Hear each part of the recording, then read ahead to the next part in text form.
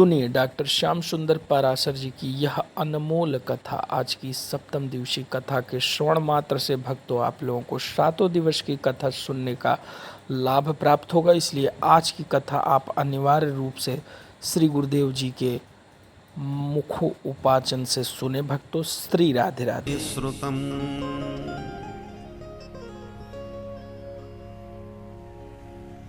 भगवान की मंगलमयी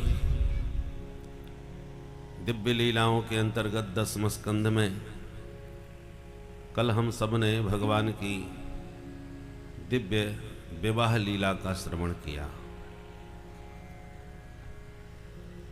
लक्ष्मी जी का स्वरूप है भगवती रुक्मिणी। लक्ष्मी तो नारायण की हैं, थीं और रहेंगी। इसलिए भूल के भी अपने आप को हमें कभी लक्ष्मी पति नहीं मानना चाहिए। लक्ष्मी के पति तो नारायण ही रहेंगे। आप लक्ष्मी जी की कृपा से लक्ष्मी पुत्र बन सकते हो, क्योंकि हम सब दिवाली आने वाली है, लक्ष्मी मैया कह के उनको पूजते हैं। नारायण जगत पिता हैं, लक्ष्मी जगन माता हैं, और इसी नाते से चंदा मामा हैं। सागर मंथन से लक्ष्मी प्रकट हुई तो चंद्रमा भी प्रकट हुए हैं। तो मैया के भैया कौन लगे? मामा जी। इसलिए चंदा मामा दूर के। सारा जगत उन्हें मामा इसी नाते से मानता है, क्योंकि लक्ष्मी हमारी माँ है। और जो लक्ष्मी को पत्नी बनाने का प्रयास करते हैं उनकी गति शिशुपाल जैसी होती है।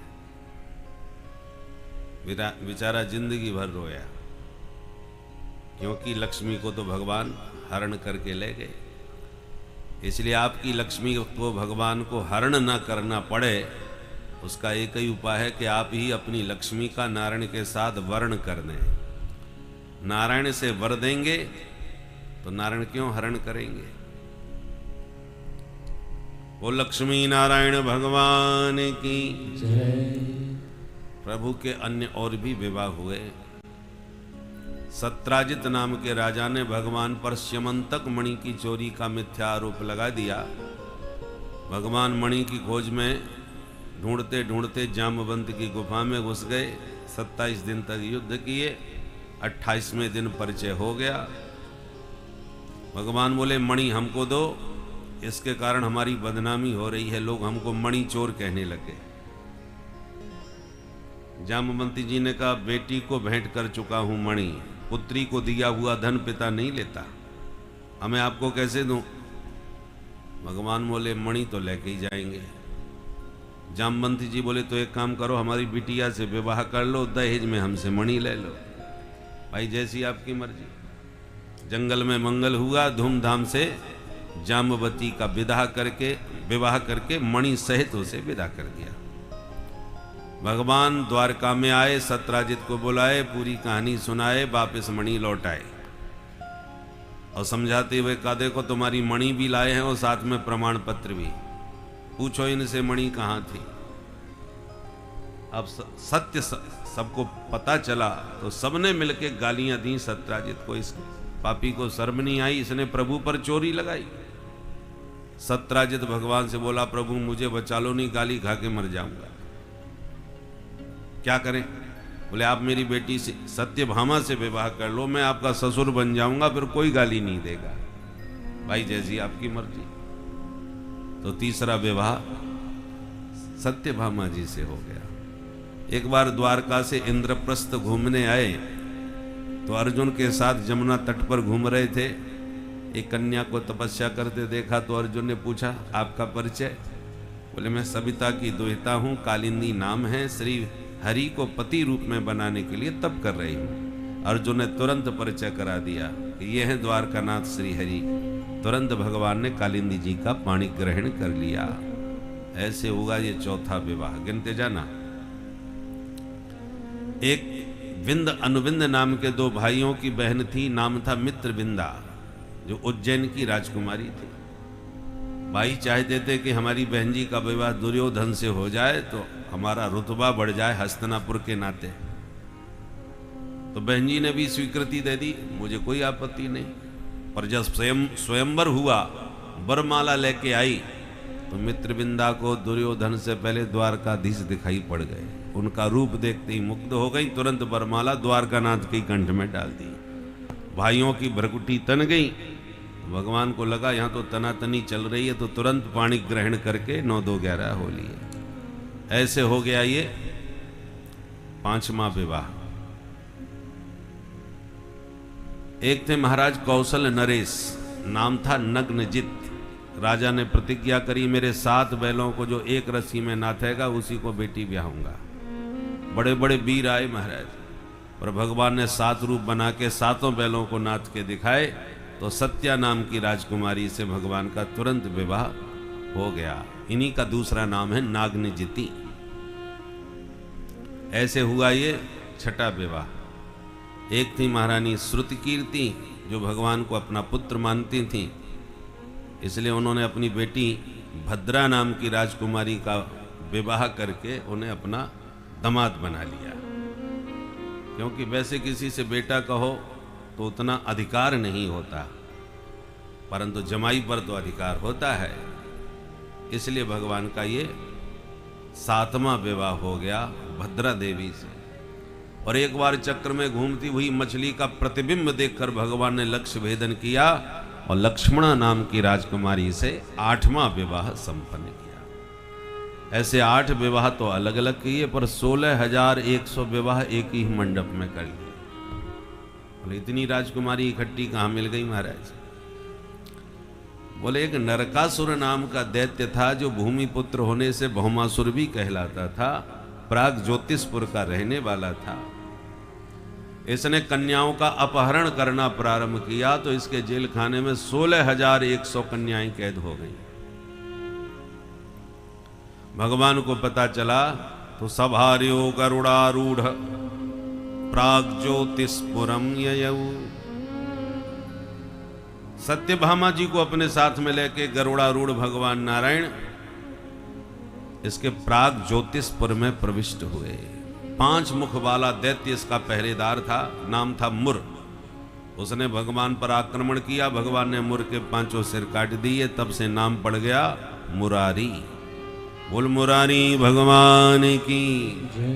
उसके बाद भयंकर युद्ध भौमासुर से हुआ, सैन्य शक्ति के साथ उसका भी संहार कर दिया और जेल में जाके सभी कन्याओं को मुक्त कर दिया। देवियों आप स्वतंत्र हो जाओ अपने अपने घर। परंतु कैद कन्याओं ने जब कन्हैया का दिव्य रूप देखा तो मुग्ध हो गई और हाथ जोड़ के बोली, महाराज कहाँ जाएं? मैया बाप हमारी आशा छोड़ चुके हैं, और इतने दिन इसके जेल में रहने के बाद हमें तो कोई राजकुमार अब अपनाएगा भी नहीं, हमें तो कोई रास्ता नहीं सूझता। भगवान बोले, जिसके सारे रास्ते बंद हों उसके लिए मेरे घर का दरवाजा खुला रहता है। तो एक मुहूर्त में सभी कन्याओं से विवाह कर लिया, सभी को ला करके दिव्य द्वारका में भव्य भवन बना करके दिए। और इस प्रकार से प्रभु के अब पूरे विवाह कितने हुए? 16,108। ये द्वारकाधीश के ठाठ। समय पा करके प्रत्येक रानी से फिर 10-10 बेटा हुए और एक बिटिया भई। अब भगवान के बच्चों की संख्या कितनी भई वो घर में जाके आप लोग हिसाब लगा लेना। 16,108 गुणित 10 बराबर 1,61,080। इतने बेटा हुए। फिर बच्चे बड़े हो गए तो बच्चों के विवाह हो गए, फिर बच्चों के बच्चे हो गए, नाती पोते हुए, और इस प्रकार भगवान का परिवार बढ़ता चला गया। और एक दिन समय आया कि भगवान के परिवार की जनसंख्या पहुंच गई 56 करोड़। 56 करोड़ की संख्या का भगवान का अपना एक परिवार था। और हम लोग कहते हैं आजकल जनसंख्या बहुत बढ़ रही है भाई, उसके अनुपात में तो कुछ भी नहीं है। हमने नारा लगा दिया हम दो हमारे दो, आजकल इसमें भी संशोधन करके कहते नहीं नहीं हम दो हमारा एक बहुत है। और आजकल हम लोग यही चल रहे, 1 या 2, हद हो गई तो 3, बस उससे ज्यादा नहीं। और इसी देश में कुछ लोग कहते हैं हम 5 हमारे 25। बोलो राधे राधे। वो अपना अभियान आगे बढ़ाए जा रहे हैं। जब आज भारत की यह स्थिति है कि आप स्वतंत्रता से न तो हनुमत जयंती मना पा रहे हैं, न राम जी का जुलूस विवाह आदि बारात निकाल पा रहे हैं, कब पत्थर कहां से बरसने लग जाए कोई ठिकाना नहीं है। आज स्थिति है ये, और जिस स्पीड से ये अनुपात असंतुलित हो रहा है, असंतुलन चल रहा है, कहीं इतने खंड हो गए अखंड भारत के, फिर कोई खंड न हो, इससे भारत के भविष्य को ध्यान में रखते हुए अति शीघ्र इस विषय में भारत के भाग्य विधाताओं को कुछ न कुछ शीघ्र निर्णय लेने की बहुत जरूरत है। बोलो भारत माता की। परंतु इतने बड़े विशाल परिवार के बीच में भी माधव हमेशा मुस्कुराते रहते हैं, सिर पकड़ के मुंह लटका के कभी जीवन में नहीं बैठे। संघर्ष की दृष्टि से देखो तो भगवान कृष्ण के जीवन में जितना संघर्ष हुआ है किसी के जीवन में नहीं हो सकता। हम जेल के नाम से घबरा करके भागते हैं, उनका जन्म ही जेल खाने में हुआ है। जेल में पैदा हुए, कई दिनों तक बच्चों को घर के बाहर नहीं निकाला जाता, और इनके जन्म की देर नहीं हुई कि पिताजी लेके रात के 12 बजे भाग लिए। और बरसात के मौसम में उफनती जमुना पार करके मित्र के घर छोड़ के आए। सोचा चलो वहां सुरक्षित रहेगा लाला, परंतु नंद भवन में भी नंदोत्सव पूरा नहीं हो पाया कि पूतना मौसी वहीं पहुंच गई जहर पिलाने। जन्म नक्षत्र आया तो सकटासुर आया, 1 साल के नहीं हो पाए कि तृणावर्त तूफान बन के आ गया। परंतु गोकुल में माखन भी खाते गए और असुरों को भी निपटाते गए। फिर जब वृंदावन में आए, सोचा कि जगह बदल दो तो माहौल बदल जाएगा, और वृंदावन में आते अभी तक असुर ही आ रहे थे, अब सुरों ने भी गड़बड़ कर दिया। ब्रह्मा जी भगवान के बछड़े ब्रजवासी चुरा के भाग गए, उनकी बुद्धि ठीक करी। इंद्र ने प्रलय मचा के पानी ही बरसा दिया, तो गोवर्धन उठा के ब्रजवासियों को बचाया। तो सुरासुरों से संघर्ष निरंतर होता रहा। अकासुर, बकासुर, धेनुकासुर, इन सबको निपटाते गए। परंतु इन संघर्षों के बीच भगवान की मुस्कान समाप्त नहीं हुई। संघर्ष भी करते रहे और रास भी रचाते रहे, प्रेम की बंसी भी बजाते रहे। जहां चलता न था कुछ काम, तीर और कमानों से विजय नटवर की होती है, वहां मुरली की तानों से। जो काम तीर कमान नहीं कर सकते वो कन्हैया की तान से हो जाता है। परंतु गोविंद ने प्रेमियों के लिए ब्रज में खूब मुरली बजाई।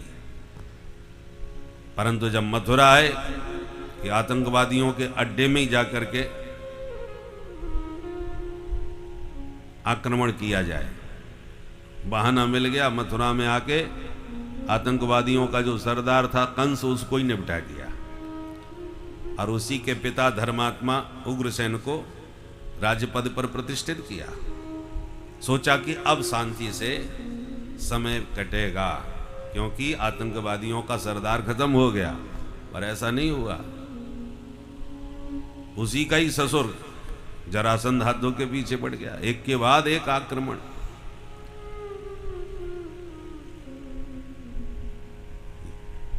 यवनों का राजा कालयवन आया, उसको भी निपटाया। अंत में प्रजा को सुरक्षित करने के लिए भगवान रणछोड़ बन करके समुद्र के बीच दिव्य द्वारका बसा लिए। यहां बार बार आक्रमण नहीं हो सकते, क्योंकि सागर के मध्य है, इसलिए द्वारकाधीश बने, द्वारकापुरी बसाए।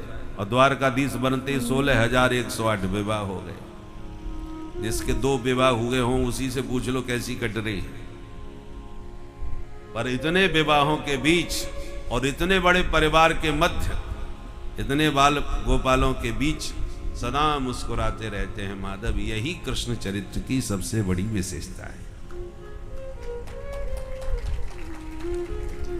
इसलिए छोटी छोटी बातों पर मुंह लटका करके, सिर पकड़ के बैठना जो राम और कृष्ण के उपासक हैं, उनको अपना इष्ट मानते हैं, उन्हें उनके चरित्र से ये शिक्षा लेनी चाहिए। भगवान ने प्रेमियों के लिए बंसी बजाई और आतताइयों के लिए सुदर्शन चक्र भी घुमाया। केवल बंसी ही नहीं बजाते, सुदर्शन भी घुमाते हैं। दोनों का संतुलन जीवन में होना चाहिए। हर जगह प्रेम से काम नहीं चलता। जो बहुत सज्जन पुरुष होते हैं, बहुत शांति प्रिय होते हैं, आज की भाषा में वो कायर और मूर्ख सिद्ध होते हैं। इसलिए सज्जनता जरूर रखिए, पर सज्जनों के लिए रखिए सज्जनता। दुर्जनों के साथ सज्जनता मूर्खता सिद्ध हो जाती है। दुष्ट आतताई सज्जनता की भाषा नहीं समझते, इसलिए ऋषियों ने दूसरा भी मंत्र दिया, सठे साठ्यम समाचरेत। जो जिस भाषा में समझता हो उसी भाषा में उससे बात करनी चाहिए। सब जगह सज्जनता की भाषा काम नहीं आती, इसलिए भगवान ने साथ में सुदर्शन चक्र भी रखा। जो शास्त्र से समझ है उसे शास्त्र से समझाओ, और जो शास्त्र नहीं समझता है तो शास्त्र में से सा का आ का डंडा होता है ना, सा में आ का डंडा, वो आ का डंडा निकाल लो। तो शास्त्र के आ का जब डंडा निकल गया तो क्या बचा? शस्त्र। वो डंडा ही शस्त्र बन जाता है। शास्त्र से समझाओ, नहीं तो फिर शस्त्र, जैसे परशुराम जी समझाते थे। विप्रकुल भूषण परशुराम जी महाराज शास्त्र की बात करते थे, और जो शास्त्र न समझा फिर उसके लिए फरसा रख करके शस्त्र की भाषा समझाते थे। तो दोनों का। अच्छा एक बात बताओ, अपने देवी देवताओं में ऐसा कौन देवता है जिसके हाथ में शस्त्र न हो? जो वात्सल्य की मूर्ति मां मानी जाती है, वो शक्ति माता भगवती दुर्गा या काली कोई भी हो, सबके हाथ में शस्त्र है कि नहीं? तलवार है। भोले बाबा संगीत का डमरू भी रखते हैं और त्रिशूल भी अपने साथ में रखते हैं। देवी भी महिषासुर मर्दिनी हैं, भोलेनाथ भी त्रिशूलधारी हैं। सारे देवी देवताओं के हाथ में जो शस्त्र हैं वो केवल सजाने के लिए या पूजने के लिए नहीं है। आतताइयों को उन्हीं की भाषा में उत्तर देने के लिए। और आज हम रामकृष्ण की बात करते हैं, भोले बाबा और काली की उपासना करते हैं, और घर में डंडा तक नहीं मिलता। कोई हम पर आक्रमण कर दे, कोई भीड़ एकदम आपके घर पर टूट पड़े, तो प्रत्युत्तर में आपके हाथ में लाठी भी नहीं होगी घर में। इसलिए अपने जीवन को संतुलित बनाइए, सज्जनों के लिए सज्जन बनिए, और आत्मरक्षा के लिए कभी कभी चंडी भी, मां को भी चंडी का रूप धारण करना पड़ता है, काली का रूप बनाना पड़ता है। दोनों का संतुलन, किसी पर आक्रमण करने के लिए नहीं, किसी को सताने के लिए नहीं। सज्जनों के हाथ की शक्ति दूसरों की रक्षा के लिए होती है, और दुष्टों के हाथ में जब शक्ति आती है तो दूसरों को सताने के लिए होती है। शक्ति ही परेशान पर पीड़नाय। दुष्टों के हाथ की शक्ति दूसरों को कष्ट और पीड़ा देने के लिए होती है, और वही शक्ति जब सज्जन के हाथ में होती है तो आत्मरक्षा और दूसरों की रक्षा के लिए ही वो शक्ति का सदुपयोग होता है। द्रोणाचार्य जी ने ही सबको शस्त्र विद्या सिखाई। अर्जुन पात्र थे, सहिष्णु थे, इसलिए सारी विद्याएं अर्जुन को बता दी। ब्रह्मास्त्र का चलाना लौटाना सब कुछ बताया।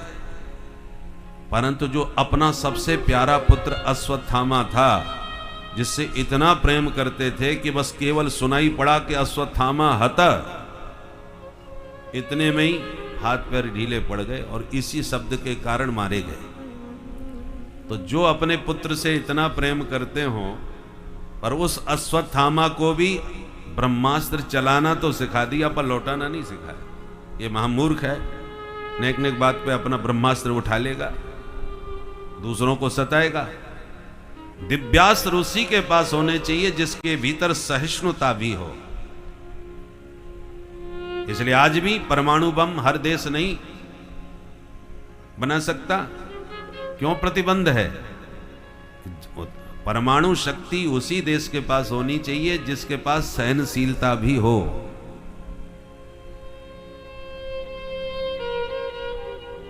जो सहिष्णुता से रहित हैं, असहिष्णु हैं, ऐसे तुच्छ देशों के पास गलती से यदि परमाणु बम हो तो बात बात पे परमाणु की धमकी देते रहते हैं कि हमारे पास परमाणु बम है, तो गड़बड़ करोगे तो फोड़ देंगे। जब हमारे देश ने उसी भाषा में जवाब दिया कि हमारे परमाणु बम कोई पटाखा दिवाली के फोड़ने के लिए नहीं है, तब वो थोड़े सावधान हुए, नहीं तो बात बात पे परमाणु की धमकी। तो अपात्र के हाथ में शक्ति आएगी तो उसका दुरुपयोग ही होगा। पात्र के हाथ में शक्ति आती है तो वो गंभीर हो। भाई कोई भी नेता हो, कुछ भी बोलता हो, पर जब ऊंची गरिमामयी किसी पद पर कुर्सी पर बैठ जाता है तो फिर उसे संतुलित होकर के बोलना चाहिए, क्योंकि पद तुम्हारा बड़ा है, तुम्हारे हर बात का गंभीर मतलब होता है। अब ऊंचे पद पर बैठ के भी तुम छोटी मोटी चाहे जैसी बातें, चाहे जैसी टीका टिप्पणी करने लगो तो तुम अपनी गरिमा को, अपने पद के प्रभाव को नष्ट कर रहे हो। इसलिए अश्वत्थामा को पूरी शक्ति नहीं दी जितनी अर्जुन को दी, क्योंकि अर्जुन में सहिष्णुता है, सहनशीलता है। इसलिए हमें, हमारे पास शक्ति जरूर होनी चाहिए, शस्त्र संपन्न घर होना चाहिए, बस दूसरों को सताने के लिए नहीं, आत्मरक्षा के लिए। कब क्या परिस्थिति उत्पन्न हो जाए, क्योंकि इसी देश में जिन लोगों ने ये बात कही कि हम 15 मिनट के लिए पुलिस हटा लो फिर देख लो, हम 20 तुम 100, तो वो अपनी तैयारी के साथ हैं, ऐसी हवा में बात नहीं कर रहे। उनको तो उनके बच्चे को पैदा होते ही सिखाया जाता है, इसलिए वो तो तैयार हैं। पर क्या उस आक्रमणकारियों के प्रभाव से बचने के लिए आप तैयार हैं? आप देखो, भारत की सहिष्णुता तो सिद्ध है, आज तक किसी देश पर भारत ने अपनी तरफ से आक्रमण नहीं किया, इतिहास साक्षी है। और ये सनातनियों का देश है, तो ये सनातन धर्म का स्वरूप है। सनातन धर्म माने सनातनी हिंदू जहां होगा वहां सब सुरक्षित होंगे। इसलिए आज हिंदू राष्ट्र की बात उठ रही है कि हिंदू राष्ट्र बन गया तो सब सुरक्षित होंगे, किसी को डरने की, भयभीत होने की आवश्यकता नहीं, क्योंकि हिंदू स्वभाव से ही सहिष्णु होता है, वो कभी किसी पर आक्रमण करता ही नहीं। हमारे यहाँ तो घर में चींटी भी मर जाए तो हमें कष्ट होता है, हम चींटियों को खिलाते हैं आटा, हम मछलियों को खिलाते हैं आटा, प्रत्येक जीव का हम लोग ध्यान रखते हैं। ये सहिष्णुता केवल सनातनियों में होती है, पर जिनकी हिंसात्मक प्रवृत्ति बचपन से ही होती है, वो यदि भीड़ आप पर आक्रमण करे तो क्या आत्मरक्षा के लिए आप सावधान हैं? हाँ, घर में हाथ में डंडा तक नहीं होगा, आप कैसे अपनी रक्षा करेंगे? इसलिए चाहे देवी मैया हो, चाहे भोले बाबा हो, सारे देवी देवता शस्त्र हाथ में लेके खड़े हैं। क्यों खड़े हैं? हमारे हनुमान जी रघुपति प्रिय भक्तम हैं, भक्तों में शिरोमणि हैं, पर फिर भी गदा अपने हाथ में क्यों रखते हैं? केवल कीर्तन ही नहीं करते हनुमान जी, यत्र यत्र रघुनाथ कीर्तनम, कीर्तन प्रेमी हैं, कीर्तन भी करते हैं, पर जब आतताई आतंकवादी निशाचर सामने हो तो कर्तन भी खूब करते हैं। तो कीर्तन और कर्तन दोनों का संतुलन हनुमान जी के चरित्र में देखिए आप। जब भगवान की कथा सुनते हैं तो वाष्पवार परिपूर्ण लोचनम, सजल नेत्र होकर के भगवान की कथा में डूब जाते हैं और भगवान के नाम कीर्तन में मस्त हो जाते हैं। इतने परम प्रिय भक्त हैं भगवान के। परंतु जब राम जी के काम की बात आवे तो राम काज कीने बिनु मोय कहां विश्राम। बिना विश्राम लिए राम जी के कार्य में सतत सावधान रहते हैं। और हम लोग कीर्तन करना सीख लिए, कथा सुनना भी सीख लिए।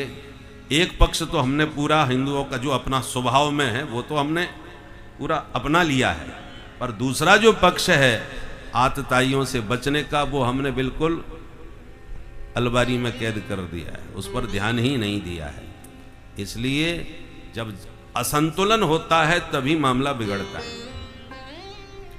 आज हिंदुओं के देवी देवताओं पर कोई कुछ भी टिप्पणी करने में संकोच नहीं करता, यहां तक कि सनातन धर्म को रोग बीमारी बता करके नष्ट करने की बात करते हैं, क्योंकि वो जानते हैं कि सब सो रहे हैं कुंभकर्ण की नींद, कोई कुछ नहीं करेगा, किसी को मतलब ही नहीं, ना तो धर्म के प्रति जागृत हैं और ना कुछ प्रतिकार करने में समर्थ हैं, इसलिए कुछ भी टिप्पणी कर दो। और एक हमारी शेरनी ने सही बात कुछ कह दी, फिर देखो महाराज, केवल देश में ही नहीं, विश्व के न जाने कितने देशों में हलचल मच गई। जबकि उसने अपने मुंह से कुछ नहीं कहा था, उसने तो केवल सावधान किया था कि तुम जो बोल रहे हो वैसे मैं भी बोलूं क्या, बस इतना ही तो कहा। कितने भयंकर हलचल मच गई। ये सब घटनाएं हम सबको बहुत कुछ सिखा रही हैं, सावधान करने के लिए, सजग करने के लिए, कि आपको किसी पर अत्याचार नहीं करना है, पर आप पर अत्याचार हो तो उसको आपको सहन भी नहीं करना चाहिए, सावधान रहना चाहिए। गोविंद ने बंसी बजाई, प्रेमियों के लिए बजाई, और जो दुष्ट आतताई थे उनके लिए उनको भी सुदर्शन चक्र घुमाना पड़ा। रसराज हैं भगवान कृष्ण, रास रचाते हैं, रसिकों को आनंद देते हैं। बंसी बजा के संगीत के वेणुवाद्य उर्दा निज शिक्षा, वेणुवादन की दिव्य, जो संगीत प्रेमी लोग होते हैं उनका हृदय बड़ा कोमल होता है, कोमल स्वभाव के होते हैं, क्रूरता उनके भीतर होती नहीं। परंतु मुरलीधर माधव को भी देश काल स्थिति को देखते हुए सुदर्शन चक्र घुमाने के लिए विवश होना ही पड़ा, पांचजन्य शंख बजाना ही पड़ा। इसलिए जीवन को देखो, गाड़ी में ब्रेक भी जरूरी है, एक्सीलेटर भी जरूरी है। एक्सीलेटर नहीं दबाओगे तो गाड़ी चलेगी कैसे, और उसी को दबाए चले जाओगे तो भी एक्सीडेंट हो सकता है। इसलिए ब्रेक की भी जरूरत है, दोनों का संतुलन होना चाहिए। ब्रेक पर ही पैर रखे रहे तो गाड़ी ठप, और एक्सीलेटर ही दबाए चले गए तो भी गाड़ी खतरे में। इसलिए दोनों का संतुलन बना करके जैसे गाड़ी को चलाया जाता है, ऐसी जीवन की गाड़ी में भी दोनों के संतुलन की आवश्यकता है, शास्त्र की भी, शास्त्र की भी। जहां जब जैसी स्थिति बने, दोनों हमारे पास होने चाहिए, केवल आत्मरक्षा के लिए। बोल कृष्ण कन्हैया लाल की। तो सुखदेव जी कहते हैं, राजन, इतने बड़े 125 वर्ष के भगवान के जीवन चरित्र में भगवान कृष्ण कहीं भी शांति से बैठे नजर नहीं आते, परंतु इतने संघर्षमय जीवन में भी माधव सदा मुस्कुराते हुए नजर आते हैं। यह है भगवान कृष्ण चरित्र का अद्भुत संतुलन।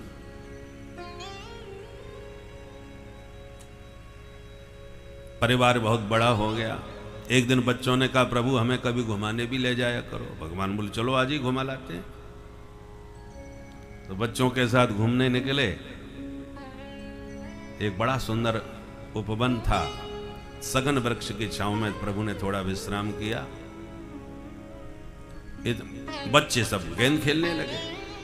खेलते खेलते बच्चों की गेंद कुएं में गिर गई। कुएं में जाके देखा तो बड़ा विशाल काय गिरगिट पड़ा हुआ था, क्रिकलास। बच्चे दौड़ते हुए आए, प्रभु इतना बड़ा गिरगिट तो आज तक नहीं देखा। प्रभु गए, गिरगिट को बाहर निकलवाए, पर जैसे प्रभु का स्पर्श पाया, गिरगिट का शरीर छूट गया। उसमें से एक दिव्य महापुरुष प्रकट हो गया। भगवान बोले, आपका परिचय? तो परिचय देने का ढंग देखिए। व्यक्ति के बात करने से ही उसकी मानसिकता समझ में आ जाती है।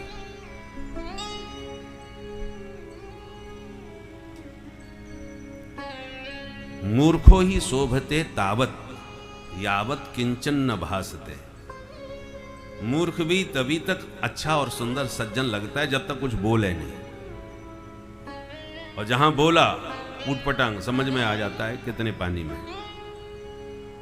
इसकी क्या मानसिकता है। शब्दावली सब बता देते हैं, योग्यता भी बता देती है और मानसिकता भी बता देती है। इसलिए सभा में दो लोग मौन होते हैं, या तो परम विद्वान हो या महामूर्ख हो। महामूर्ख इसलिए मौन रहता है कि बोलूंगा तो पोल पट्टी खुल जाएगी, चुप ही रहो। और जो महान विद्वान होते हैं वो फालतू में अपनी विद्या का प्रदर्शन ही नहीं करते।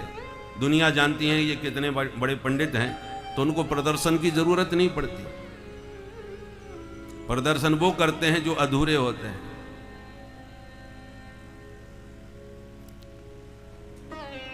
तो राजा नरक से पूछा प्रभु ने कि आपका परिचय। बोले महाराज, नरको नाम नरेंद्रो हम इक्ष्वाकु तनय प्रभो दानेष्वाख्यायमानेषु यदते कर्णमस्पृशम् यदते कर्णमस्पृशम्। आपने मेरा नाम जरूर सुना होगा महाराज। सूर्य वंश के राजा इक्ष्वाकु का पुत्र राजा नरक हूं। आप कहीं भी दानियों की चर्चा कीजिए, सबसे पहले मेरा ही नाम सुनेंगे।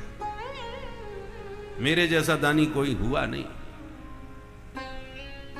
अब अपने मुख से ही अपनी महिमा भगवान को सुना रहा है, और इसी अहंकार ने इसका पतन कराया। भगवान बोले जब तू इतना बड़ा दानी था तो गिरगिट क्यों बन गया भाई? क्या दान किया तूने? बोले महाराज सबसे ज्यादा तो मैंने गौ दान किया। कितनी गाय दान में दी? तो हंसने लगा। ये तो आप ऐसे पूछ रहे हो महाराज जैसे कोई बरसात के समय पूछे बताओ कितनी बूंदें टपकी, बताओ आकाश में कितने तारे, बताओ धरती में कितने धूल कण। जैसे इनका कोई उत्तर नहीं दे सकता है, ऐसे मैंने कितनी गाय दान में दी ये कोई नहीं बता सकता। यावत्य सिकता भूमिर यावत्यो दिवितारकाः यावत्यो वर्षधाराश्च तावती रददास्मका। अर्थात असंख्य। भगवान बोले तो बूढ़ी ठेली गई इनको दान किया होएगा। जैसे आजकल लोग करते हैं, गाय का खूब दूध पिएंगे, और जब दूध के मतलब की नहीं रह जाए चलो महाराज जी को दान कर दो। महाराज जी के आश्रम में दान कर, यही होता है। बोले नहीं नहीं ऐसा नहीं किया मैंने। तो कैसी गायों का दान दिया? तो गायों का स्वरूप समझा रहा है। पयस्वनी तरुणी शील रूप गुणोपपन्ना कपिला हेम श्रृंगी न्यायार्जिता रूप्य खुरा सवत्सा दुकूल माला भरणा ददावहम। पयस्वनी दूध देने वाली गायों का दान किया हूं। अरे तो बुढ़ापे में दूध दे रही होगी अंतिम बार? बोले ना, तरुणी नई नवेली।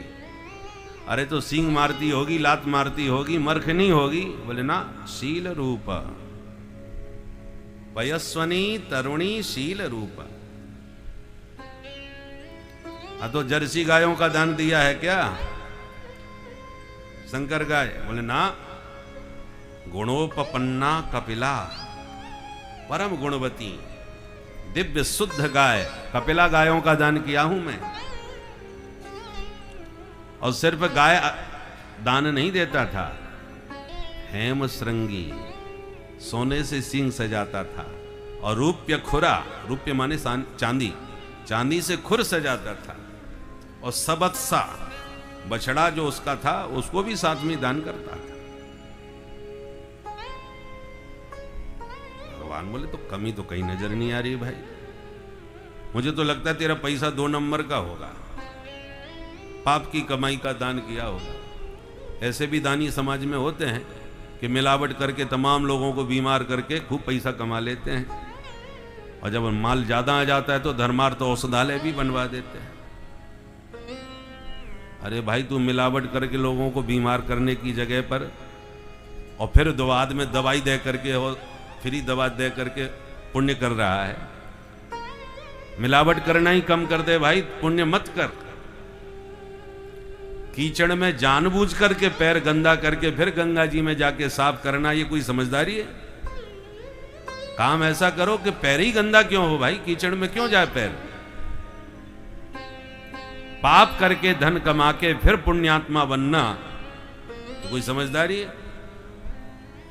तब बोला नाना महाराज, मैंने पाप की कमाई का दान नहीं किया, न्यायार्जिता, न्याय द्वारा अर्जित धन का दान किया हूं मैं। मेरे दान में दूर दूर तक कोई कमी नहीं। भगवान बोले, देवता, बिना पाप के पतन नहीं होता, तूने कहीं ना कहीं कुछ ना कुछ तो गड़बड़ किया है, तभी तेरा पतन हुआ है, गिरगिट बनाए। तब बोला, हाँ, एक गड़बड़ मेरे से हो गई, जानबूझ के नहीं, अनजाने में। क्या हुआ? बोले, एक विशुद्ध ब्राह्मण देवता थे, गैया की सेवा करते थे, उसी का दूध पी के मस्त रहते थे, भजनानंदी थे, दान किसी से लेते ही नहीं थे ब्राह्मण, पर परिग्रह मुक्त थे। उन पंडित जी की गाय अचानक उनके घर से भागी और मेरी गायों में सम्मिलित हो गई। मैं पहचान नहीं पाया, मैंने अपनी गैया समझ के वही गाय ब्राह्मण की दूसरे ब्राह्मण को दान कर दी। अब मुझसे जब दान लेकर के गाय को जा रहा था ब्राह्मण, तो जिसकी गाय भाग गई थी वो खोजता फिर रहा था, मेरी गैया कहाँ भाग गई भाई। उसने देख लिया तो झगड़ा किया, मेरी गाय तू लेके कहाँ जा रहा है, चोर कहीं के। उसने कहा, भाई संभल के बोलो, मैं ब्राह्मण हूँ, चोर लगता हूँ तेरे को? मैं अभी राजा से इसको दान में लेके आ रहा हूँ। बोले, झूठ बोलता है, राजा मेरी गैया तुझे क्यों दान करेगा भाई? बोले, चलो राजा से पूछवाऊं। आए गाय को लेकर के राजा के सामने, पूरी बात रखी, महाराज आपने गैया मुझे दी? बोले, बिल्कुल दी।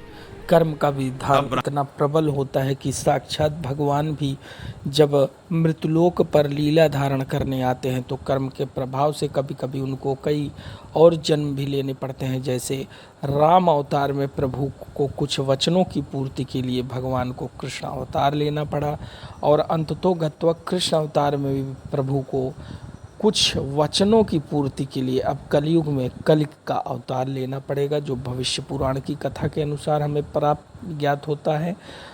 कलयुग में भगवान संभल जिले के अंतर्गत एक ग्राम में शर्मा मतलब एक ब्राह्मण परिवार में जन्म लेंगे और समस्त आसुरी शक्तियों का विनाश करके इस पृथ्वी पर फिर से सतयुग का प्रारंभ करेंगे। तो प्रभु के इस जन्म की कथा हमें पहले से ही भविष्य पुराण से पता चलती है। आगे कथा को आप इसी प्रकार सुने, जिससे आपको आगे भी दुर्लभ चीज़ों का ज्ञान प्राप्त हो। भक्तों, श्री राधे राधे। उत्पत्ति अनुकूलो व्यापारो दानः, जिस वस्तु से अपना स्वामित्व समाप्त करके सर्वथा समर्पित कर दी जाए उसको दान कहते हैं।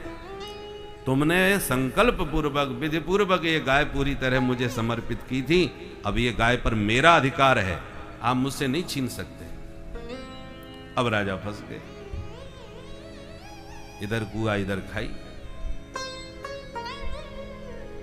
दोनों ब्राह्मण अपना अपना तर्क दे रहे हैं और राजा कोई निर्णय नहीं कर पाए। दोनों ही ब्राह्मण रुष्ट होकर के गाय छोड़ के चले गए। तू अपनी गाय अपने पास रख, हमें नहीं चाहिए।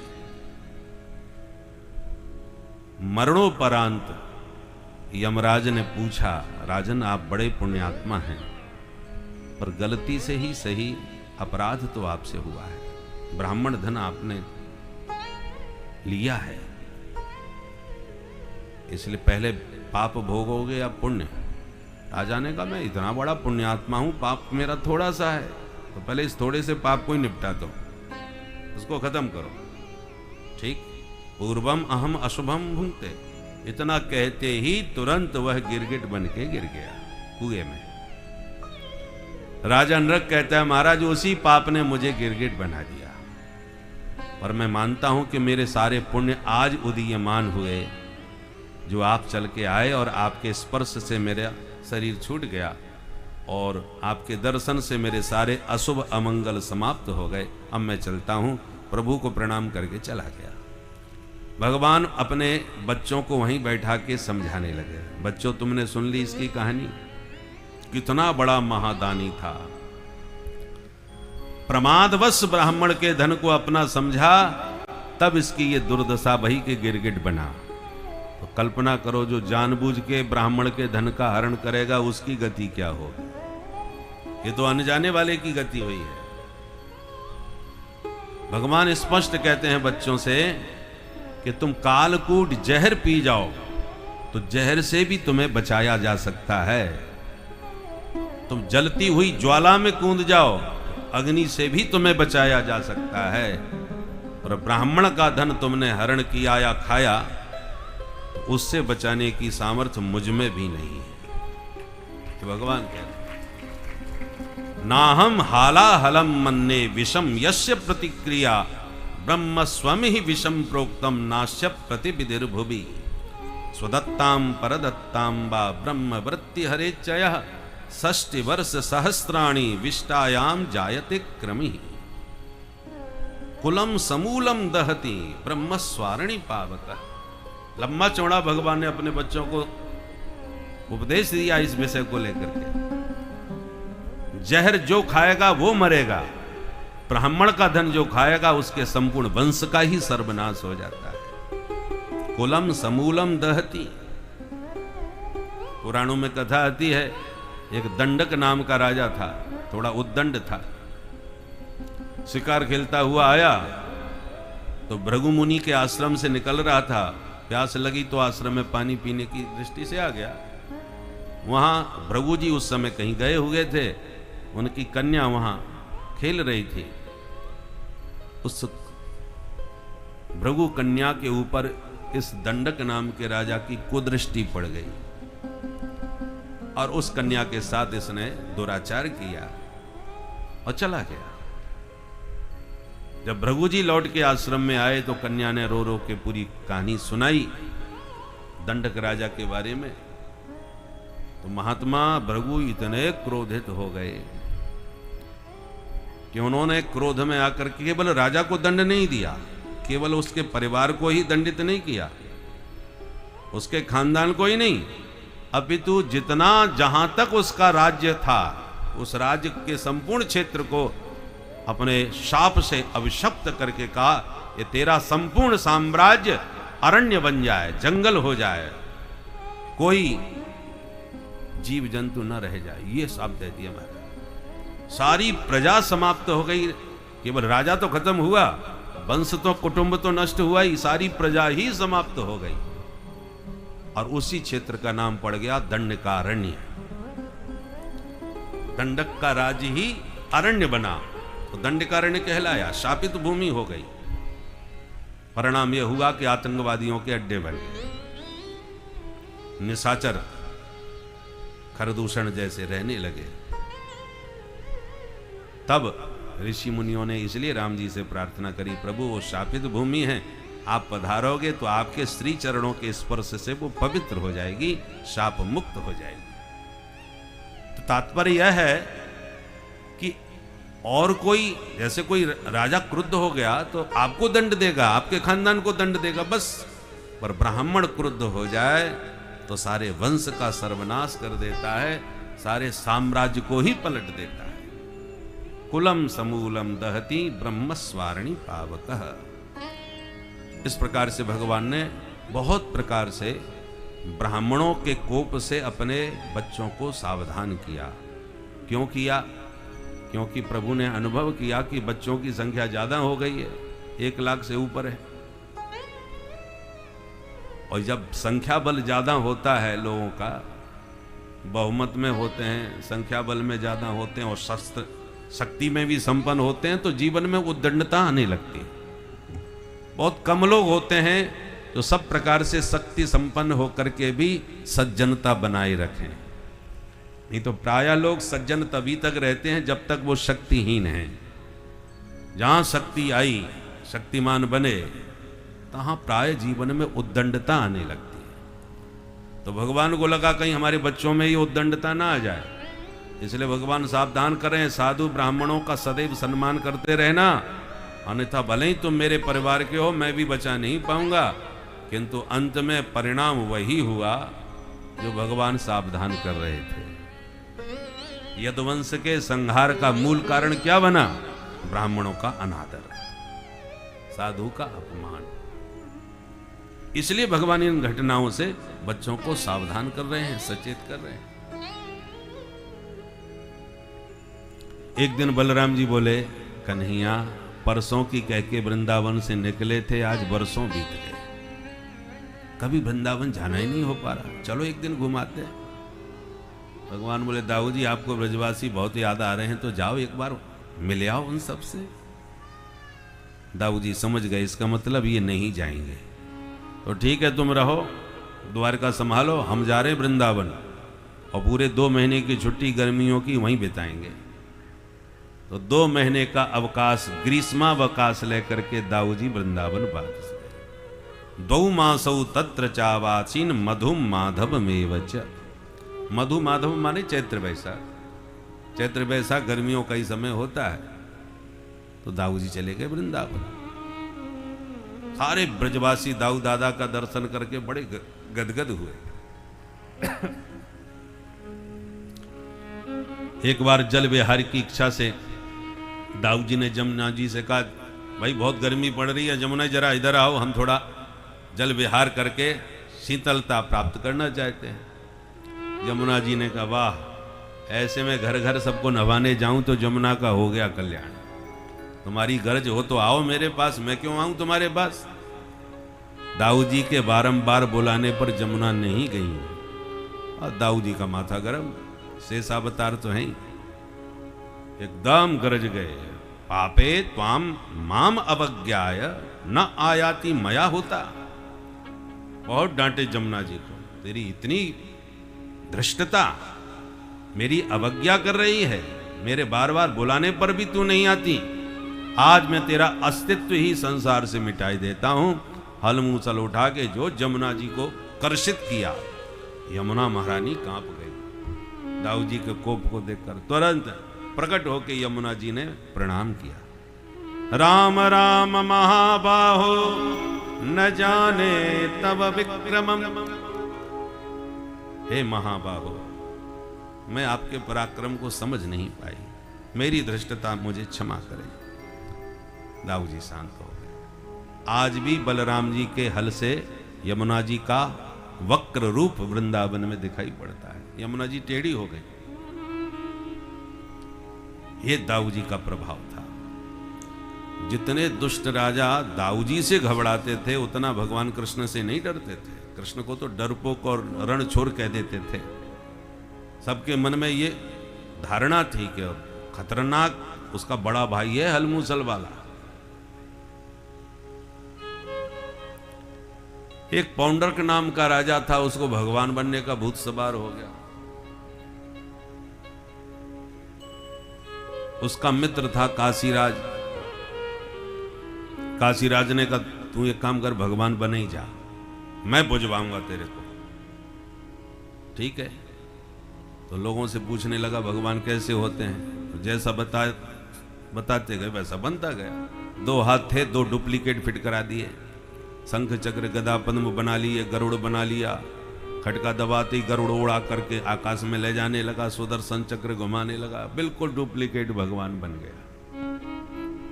जब धरती पर साक्षात भगवान सशरीर विराजमान थे, तब भी डुप्लीकेट भगवान तैयार हो गए। तो आज घोर कलयुग में 5-7 भगवान बन के घूमे, तो इसमें कौन आश्चर्य की बात है। बोलो राधे राधे। ये अनादि परंपरा है, पहले भी थी, भगवान के ही सामने थी। इसलिए भगवान के मामले में भी जरा सावधान रहिए। हर कोई भगवान नहीं होता, पर बनते सब हैं। बहुत से लोग हैं भगवान। नकली भगवान की शरण में जाओगे कुछ हाथ नहीं लगेगा।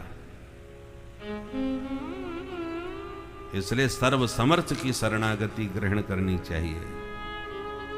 कहीं गलती से आप नकली भगवान के चक्कर में न पड़ जाएं। रामचरितमानस जो गोस्वामी जी ने लिखा, जो सभी शास्त्रों का सार जिसमें निचोड़ के रख दिया। यदि आप सनातन धर्मावलंबी प्रतिदिन रामचरितमानस का स्वाध्याय करते हैं, भले दो दोहे ही पढ़ें अर्थ सहित, केवल पाठ करना नहीं, समझ करके। रामचरितमानस जो एक बार अर्थ सहित ठीक से समझ ले, वो किसी पाखंडी की चपेट में नहीं आ सकता। सनातन धर्म की आंखें हैं, सत्य क्या है, असत्य क्या है, झूठ सच सब समझ में आ जाएगा यदि सही ढंग से आपने। मैं रामचरितमानस इसलिए कह रहा हूं क्योंकि हिंदी में है, प्राय हम लोग संस्कृतज्ञ नहीं हैं, तो संस्कृत के तो हमारे बहुत साहित्य हैं, पर सबके लिए सहज सुलभ यदि है तो रामचरितमानस है, जो हिंदी में है, हमारी बोलचाल की आपकी अवधी भाषा में है, बोलचाल की भाषा में, जिसको सर्व सामान्य व्यक्ति समझ सकता है। पर वो जितना सहज लगता है, सरल लगता है, वो उतना ही गंभीर है। बड़े बड़े विद्वानों की बुद्धि चकरा जाए ऐसा गंभीर ग्रंथ है, और सरल इतना है कि अनपढ़ अशिक्षित ऐसा संसार में कोई सनातनी नहीं होगा जिसको एक दो चौपाई ना आती हो। सुर नर मुनि सबकी यह रीति, स्वार्थ लाग करे सब प्रीति। कुछ न कुछ पंक्ति और रामचरितमानस की जरूर जानता हो। स्वार्थ लाग करें सब प्रीति, समर्थ को नहीं दोष गोसाई। एक महात्मा तो हमने ऐसे देखे जो बात नहीं करते थे, जब किसी से भी बात करें चौपाइयों में ही बात करते थे, हर विषय की चौपाई। वो बोलते नहीं थे, चौपाई में ही जवाब, चौपाई में ही प्रश्न, सब चलता था। तो कहने का तात्पर्य है कि सनातन धर्म को समझना है सरलता के साथ, तो रामचरितमानस को पढ़ लीजिए, क्योंकि आज सत्संग में भी मिलावट बहुत होने लगा है। व्यासपीठ से भी जरूरी नहीं कि आप प्रामाणिक बात ही सुन रहे हो, कई मनमुखी बातें भी होने लगती हैं। इसलिए आप अपनी आंख से यदि शास्त्र को समझना चाहते हो तो रामचरितमानस को समझ लो। बृहद व्याख्याएं उसके ऊपर हो, कितने लोग पीएचडी कर चुके हैं। तो सरल भी है और गंभीर भी है। वो इसलिए पढ़ना आवश्यक है सबके लिए, ताकि ये जो पाखंडी कलयुग में जो पैदा हो गए हैं, थोड़े थोड़े बातों पे प्रभावित होकर के आप उनकी चपेट में आ जाते हो। यदि आप सनातन धर्म को समझे हुए हो, देखो जो आंख जिसके पास है उसे कोई गलत रास्ता नहीं दिखा सकता, पर यदि आप अंधे हैं तो कोई किसी भी रास्ते पर आपको लाठी पकड़ के आपकी ले जाएगा। अंध परंपराओं की चपेट में ना आ जाएं, किसी के अंध भक्त न बन जाएं, इसके लिए आपके पास आंख अपनी होनी चाहिए, और वो आंख मिलेगी आपको रामचरितमानस से। तो पौंड्रक नाम के पाखंडी ने अपने को भगवान सिद्ध कर दिया। काशीराज ने उसको और सहयोग दिया कि मित्र तू भगवान बन, मैं पुजारी बन के पुजवाऊंगा, पर जितना चढ़ावा आएगा वो 50-50। भाई मैं पुजवाऊंगा, चढ़ोतरी मैं करवाऊंगा, तो मुझे भी तो हिस्सा मिलना चाहिए। बड़ा विचित्र धंधा चल रहा है हमारा। तो काशीराज और पौंड्रक की जोड़ी बन गई। पौंड्रक भगवान बन गया, काशीराज उसका पुजारी बन के पुजवाने लगा। जैसी शंख चक्र गदा पद्म लेकर के उड़ता हुआ गरुड़ पर आता है, सोई काशीराज कहते देखो भगवान वैकुंठ से आ रहे हैं, बोल पौंड्रक भगवान की। यही तो हाल है, चाहे जिसकी जय बुलवा लो। बोलो राधे राधे।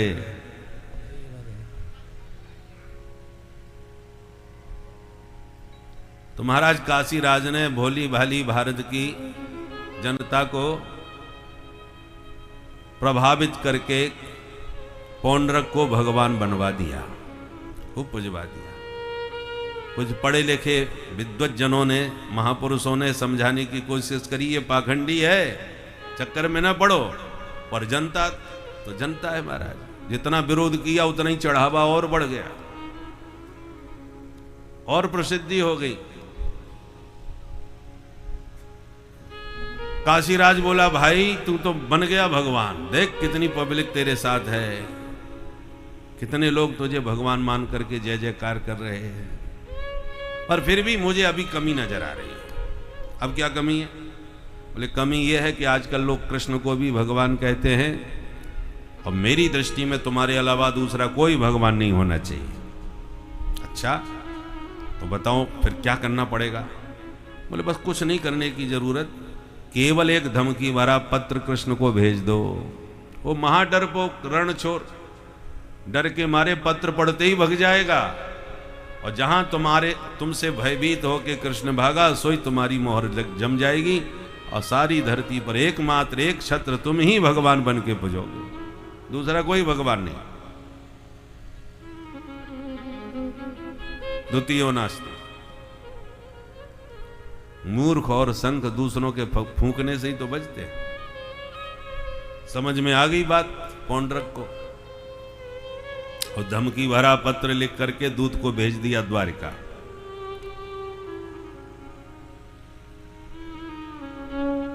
जैसी दूत ने सुधर्मा सभा में लाके पत्र दिया, उद्धव जी ने आगे बढ़ के लिया। भगवान बोले कहां से आया पत्र, जरा पढ़ो। उद्धव जी पत्र पढ़ के बड़ी जोर से हंसे, बोले सरकार आप तो नकली निकल पड़े, असली भगवान तो धरती पर अब पैदा हो गए। सब लोग चौंके, भैया कौन है ये असली भगवान? बोले महाराज पत्र में यही लिखा है। क्या लिखा है जरा सुनाओ।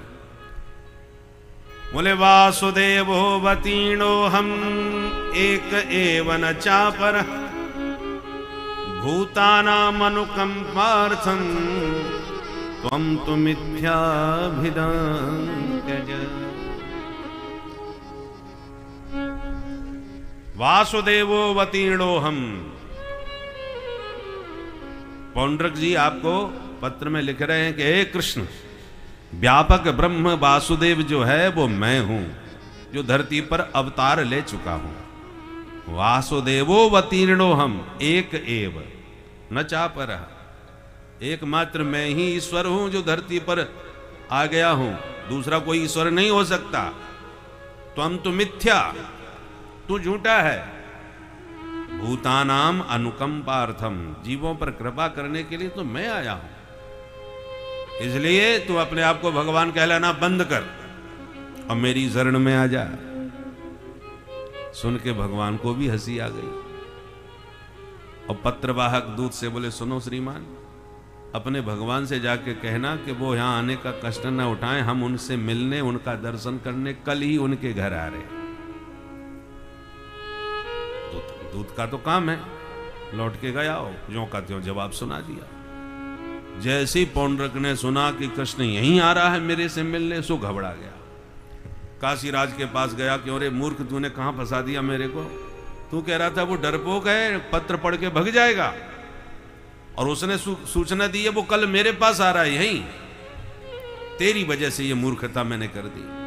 अरे अच्छा भला खूब चढ़ावा आ रहा था, खूब जय जयकार हो रही थी, इतनी पब्लिक मिल रही थी, चकाचक घुट रही थी, तेरी मूर्खता के कारण मैंने उससे झगड़ा मोल ले लिया, अब वो मेरे को जिंदा नहीं छोड़ेगा। काशीराज बोला देखो मित्र, मैंने तुम्हारे लिए किया था, भगवान तुम बन रहे थे, पूजा तुम्हारी हो रही थी, अब जब भगवान बनना है तो थोड़ी बहुत तो रिस्क लेनी पड़ेगी भाई। ऐसी कोई बैठे बैठे भगवान बन जाता है क्या? खतरे भी आते हैं, खतरों के खिलाड़ी बनोगे तभी तो भगवान बन के पूजोगे। और फिर मैं भी तो तेरे साथ खड़ा हूं, कोई भाग थोड़ी रहा हूं, आ रहा है तो आने तो करेंगे दो दो हाथ। भाई मेरा अनुमान यह था, जरासंध के डर से मथुरा से भागा था कि नहीं, तो जब पिछला चरित्र उसका जैसा था वैसा मैंने अनुमान लिया कि तेरे डर से वो द्वारका छोड़ के भग जाएगा, इसलिए मैंने सुझाव दिया। पर अब समय बदल गया है भाई, पहले वो अकेला था, आज 56 करोड़ उसके बच्चे हैं, सब पूरा परिवार है।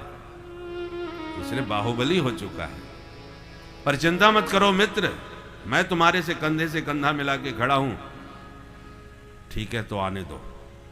दूसरे दिन भगवान जब दलबल के साथ आए तो काशीराज ने कहा पौंड्रक तू भी दिखा अपना प्रभाव। वो भी खटका दबा के गरुड़ पर उड़ के पहुंच गया आकाश में, घुमाने लगा सुदर्शन चक्र। देख देख के भगवान को खूब हंसी आवे, देखो तो इस बहरूपिया को, सचमुच भगवान बन के घूम उड़ रहा है। भगवान बोले कुछ भी हो, इसने मेरा रूप बनाने के लिए मेरा कितना चिंतन किया होगा, कैसे भी सही चिंतन तो मेरा किया ही है। आपने कभी कभी नकली अभिनेताओं को देखा होगा जो डुप्लीकेट होते ना, वैसा ही बोलेंगे, वैसी चलेंगे, वैसी शकल सूरत उनकी होती है, एक क्षण को आप धोखा ही खा जाओ, असली जैसे लगने लगते हैं। परंतु नकली लोगों ने असली का कितना चिंतन किया होगा, तभी तो वैसी चाल ढाल रूप रंग सब बना पाए। चिंतन में कोई कमी थोड़ी रहती है। तो भगवान ने कहा इसने चिंतन तो मेरा किया है, इसलिए कल्याण तो इसका होना चाहिए। और भगवान ने युद्ध में पौंड्रक का वध करके उसे सारूप्य मुक्ति प्रदान करी, और जो काशी राजा उसको भड़का रहा था उसका भी वध करके काशी में उसका सिर फेंक दिया। इस प्रकार से जितने भी आतताई राजा धरती पर जहां तहां थे, भगवान ने खोज खोज के सब विनाशाय च दुष्कृता, सब दुष्ट राजाओं का संहार किया। बोल द्वारिकाधीश की जय। एक दिन पांडवों के राजस्व यज्ञ में सम्मिलित होने के लिए भगवान इंद्रप्रस्थ पधारे। पांडवों ने कहा सरकार हमें यज्ञ की स्वीकृति समस्त राजाओं से प्राप्त हो चुकी है, पर जरासंध हमको अपनी स्वीकृति नहीं दे रहा। अब राजस्व यज्ञ वही राजा कर सकता है जिसने समस्त राजाओं की स्वीकृति प्राप्त की हो, पर जरासंध स्वीकृति नहीं दे रहा। तो भगवान भीम अर्जुन को अपने साथ में लेके गए और पंडित जी बन करके युद्ध की भिक्षा जरासंध से मांगी। परिचय प्राप्त होने पर जरासंध ने कहा तुम तो कल के बच्चे हो, तुमसे मैं क्या लड़ूंगा, पर हाँ भीमस्तुल्य बलो मम, भीमसेन थोड़ा हमारी बराबरी का है। और फिर भीमसेन से 27 दिन तक युद्ध चला। प्रभु की कृपा से उनका संकेत पा करके भीमसेन ने जरासंध को बीच में से चीर करके उसका उद्धार किया। बोलो भक्त वत्सल भगवान की जय। जरासंध का पुत्र सहदेव शरण में आया तो भगवान ने उसको मगध की सत्ता सौंप दी, वहां का राजा बना दिया। और उसके बंदी गृह में जब गए तो 20,800 राजा जेल खाने में पड़े हुए थे। भगवान ने सभी राजाओं को उसके कारागृह से मुक्ति दिलाई। सभी राजाओं ने भगवान की स्तुति गाई। कृष्णाय वासुदेवाय हरये परमात्मने प्रणतक्लेशनाशाय गोविंदाय नमो नमः। ये भागवत का सबसे बढ़िया मंत्र माना जाता है। हे कृष्ण, हे वासुदेव, हे हरि, हे प्रणत जनों का कष्ट हरने वाले गोविंद, आपके चरणों में बारंबार प्रणाम। भगवान ने सभी राजाओं को मुक्त करके राजस्व यज्ञ में आने का आमंत्रण दिया। अब पांडवों का राजस्व यज्ञ धूमधाम से प्रारंभ हुआ। सबसे पहली समस्या आई, इतनी विशाल महापुरुषों की भीड़ में सर्वप्रथम पूजन किसका किया जाए, अग्र पूजा। तो सहदेव ने खड़े होकर के सलाह दी, मेरी दृष्टि से तो भगवान द्वारकाधीश से बढ़कर के और कोई उत्तम पात्र नहीं हो सकता। तो पितामह भीष्म ने खड़े होकर अनुमोदन कर दिया, बिल्कुल ठीक कह रहे हो भाई। अब पितामह भीष्म जिस बात में मोहर मार दें तो फिर किसकी हिम्मत जो विरोध करे। तो सबने करतल ध्वनि से प्रस्ताव पारित कर दिया। किंतु पांडवों ने जैसे ही प्रभु का पूजन प्रारंभ किया कि उसी सभा में बैठा था शिशुपाल, उसको शरीर में आग लग गई। ये वही श्रीमान जी हैं कि दूल्हा बन के हम गए और दुल्हन को लेके ये भग गए। आज मेरा मौका है, मैं इसको छोड़ूंगा नहीं। तो तिल मिला के खड़ा हुआ और जो गालियां दी भगवान को, ईशो दुरत्यय काल इति सत्यवती श्रुति वृद्धानामपि यद बुद्धिर बाल वाक्यर विविद्यते। मैंने सुना था कि काल बड़ा बलवान है, पर आज मैं देख रहा हूं समय की बलिहारी देखो, जो कहीं का राजा नहीं है। ऐसे ग्वारिया को आज प्रथम पूजन का पात्र इतनी बड़ी विशाल राजाओं की सभा में बनाया जा रहा है।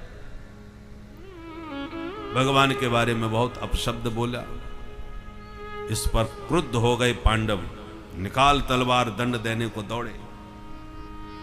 तो शिशुपाल के समर्थन में भी बहुत से दुष्ट राजा खड़े हो गए, वो भी स्वर में स्वर शिशुपाल का मिलाने लगे। बोले नहीं नहीं, चेदी नरेश, शिशुपाल को अपनी बात कहने का पूरा अधिकार होना चाहिए। भारत है, अभिव्यक्ति की आजादी होनी चाहिए। और आजकल भी महाराज देश में अभिव्यक्ति की आजादी के नाम पर लोग क्या क्या बकवास करने लगे। जब देश के बारे में कोई उठपुटांग बोले या सनातन धर्म के बारे में कोई अपशब्द बोले तो अभिव्यक्ति की आजादी मान ली जाती है।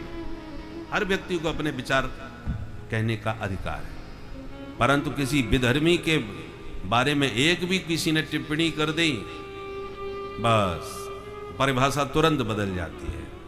फिर अभिव्यक्ति की आजादी नहीं मानेगा कोई। आपने किसी के धर्म पर कटाक्ष किया है, सर तन से जुदा, उसी वक्त फिर अभिव्यक्ति की आजादी कहां चली जाती है भाई? यदि अभिव्यक्ति की आजादी है तो सबको मिलनी चाहिए ना। शिशुपाल के समर्थन में भी दुष्ट राजा खड़े हो गए कि शिशुपाल जो कह रहे हैं उनको अपनी बात कहने का अधिकार मिले। भगवान समझ गए ये तो भयंकर विश्व युद्ध छिड़ने जा रहा है, क्योंकि धरती के समस्त राज सत्ता उपस्थित है। भयंकर महायुद्ध हो जाएगा, विश्व युद्ध छिड़ जाएगा। इसलिए भगवान ने युद्ध टालने के लिए सहनशीलता का परिचय देते हुए अपने ही पक्षधर पांडवों को बैठा दिया। पांडवों से कहा भैया तुम शांत बैठ जाओ।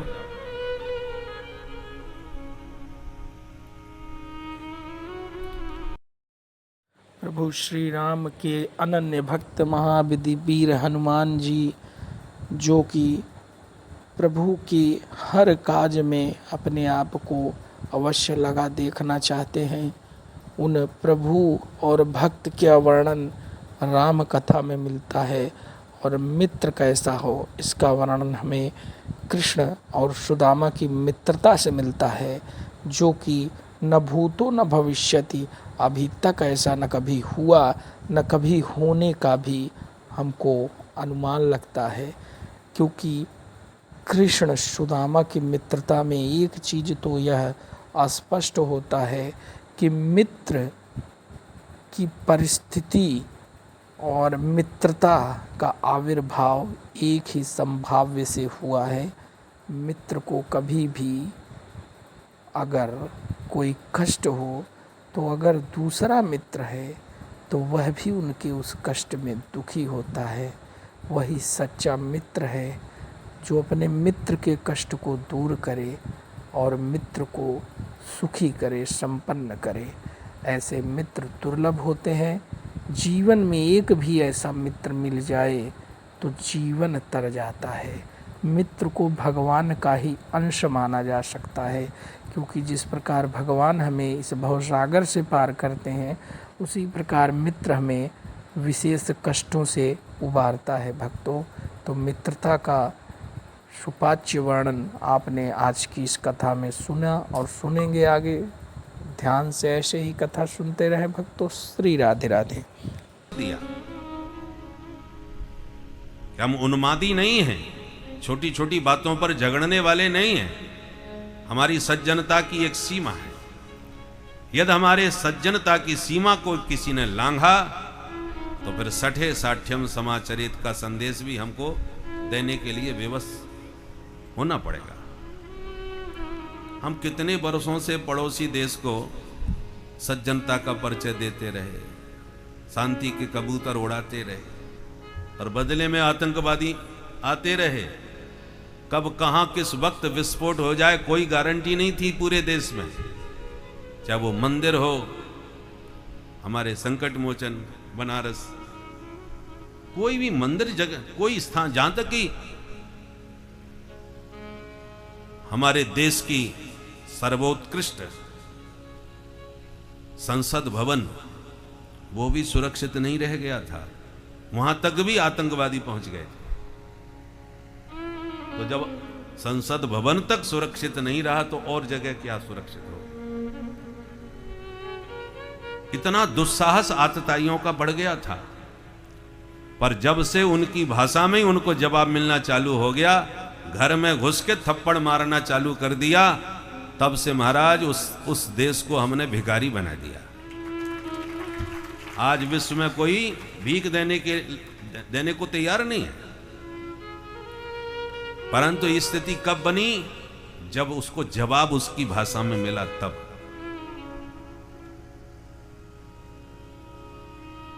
तो हर जगह सज्जनता की भाषा काम नहीं आती।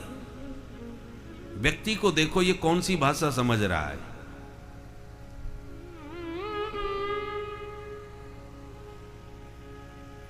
सारे देश में बहुत कुछ शांति स्थापित हो गई। जो सोच नहीं सकते थे वो हो रहा है।